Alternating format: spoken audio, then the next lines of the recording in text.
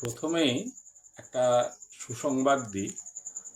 আমাদের এই ইউটিউব চ্যানেলে আগামী অক্টোবর মাস থেকে 11-এর ফার্স্ট সেমিস্টার পরীক্ষা হয়ে গেল।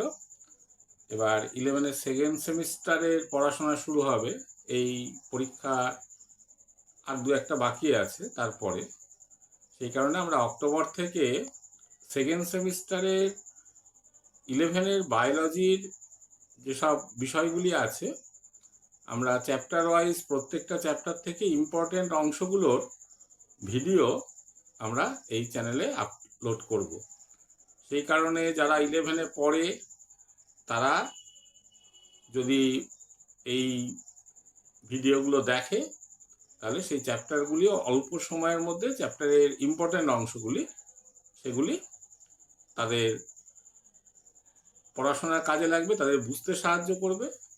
সেই কারণে 11-এর স্টুডেন্টদের কাছে আমাদের আবেদন যে তোমরা এই চ্যানেলটাকে সাবস্ক্রাইব করে রাখো, তাহলে বায়োলজির সেকেন্ড সেমিস্টারের বিষয়গুলো তোমাদের বুঝতে অনেকটাই সুবিধা হবে।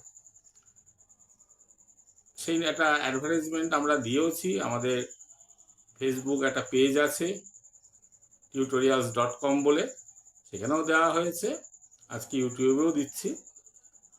আশা করি অনেকেই এই ভিডিওগুলো দেখবে এবং উপকৃত হবে। এরপরে আমরা আজকে আমাদের আলোচ্য বিষয় অল্প সময়ের একটি সামান্য জিনিস আমরা আলোচনা করব। এই বিষয়টা আমাদের এক সাবস্ক্রাইবার কমেন্টে জানিয়েছিল যে প্রভুবন্তী এবং প্রভুবন্তীর প্রভু সম্পর্কে যদি আমরা ছোট্ট একটা ভিডিও করি তাহলে তার একটু বুঝতে সুবিধা হবে। সেই কারণে আমরা এই ভিডিওটা আজকে করছি। আপনারা দেখতে পাচ্ছেন যে স্ক্রিনে একটি পিটুইটারি গ্রন্থির ছবি রয়েছে। পিটুইটারি গ্রন্থি আমাদের মস্তিষ্কের হাইপোথ্যালামাস অঞ্চলে যুক্ত থাকে ইনফান্ডিবুলাম বলে একটা অংশ দিয়ে, এবং এটা মস্তিষ্কের একটা অংশ হিসাবে বিবেচিত হয়। পিটুইটারি গ্রন্থি দেখা যায় যে যেসব হরমোনগুলি ক্ষরণ করে সেগুলি আমাদের দেহের বিভিন্ন গ্রন্থির ক্ষরণ নিয়ন্ত্রণ করে। সেই কারণে আমরা পিটুইটারি গ্রন্থিকে প্রভুগ্রন্থি বলি। অগ্রপিটুইটারি থেকে দেখা যাচ্ছে যে যেসব হরমোনগুলো তৈরি হয়, যেমন adrenocorticotropic hormone, thyroid stimulating hormone, growth hormone, gonadotropic hormone.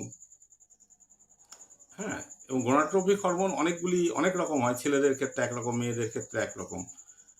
যেমন ছেলেদের ক্ষেত্রে ICSH, interstitial sell stimulating hormone, যারা টেস্টোস্টেরন হরমোন তৈরি করতে একটা সাহায্য করে। আবার মেয়েদের ক্ষেত্রে ফলিকুলার স্টিমুলেটিং হরমোন, যেটা গ্রাফাইন ফলিকুল কে পরিণত করে ডিম্বাণু উৎপাদনে সাহায্য করে।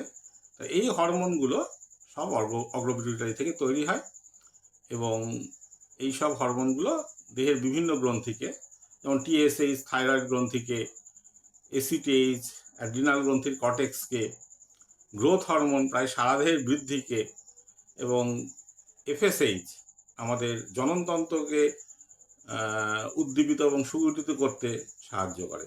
সেই কারণে আমাদের অগ্রপিটুইটারি গ্রন্থিগুলি মূলত দেহের বিভিন্ন গ্রন্থির কাজকে নিয়ন্ত্রণ করে। আর পশ্চাৎ পিটুইটারি একটা খুব ইন্টারেস্টিং জিনিস।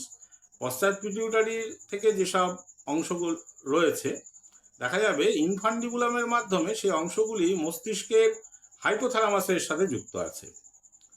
এবং পশ্চাৎ পিটুইটারি থেকে যে দুটো হরমোন তৈরি হয়, ADH এবং অক্সিটোসিন, ADH বৃক্কের উপরে কাজ করে, অক্সিটোসিন জরায়ুর পেশির উপরে মূলত কাজ করে, স্তনগ্রন্থির উপরে কাজ করে যখন কোনো মহিলা বাচ্চা প্রসব করে তখন, তারপরে অর্থাৎ দুগ্ধকরণে সাহায্য করে। এই হরমোনগুলো আবার কিন্তু কোনো গ্রন্থিকে উদ্দীপিত করছে না।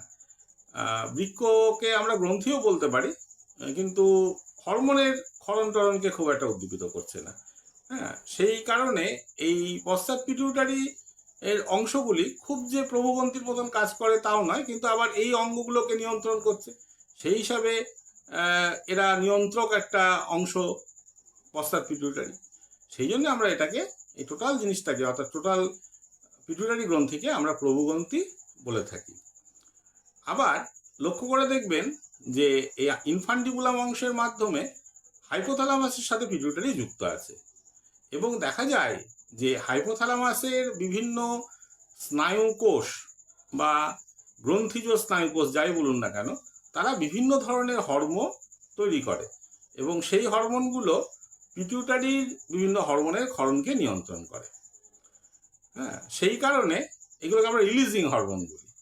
যেমন টিএসএইচ অগ্রপিটুইটারিতে ক্ষরণ হচ্ছে, এবার থাইরয়েড স্টিমুলেটিং হরমোন। তেমন দেখা যাবে হাইপোথ্যালামাস থেকে থাইরয়েড স্টিমুলেটিং হরমোনের রিলিজিং হরমোন তৈরি হচ্ছে। সেই হরমোনটা, এই থাইরয়েড স্টিমুলেটিং হরমোনের রিলিজিং হরমোন যেটা, সে হাইপোথ্যালামাস থেকে বেরিয়ে এসে অগ্রপিটুইটারির থেকে টিএসএইচ ক্ষরণকে নিয়ন্ত্রণ করছে।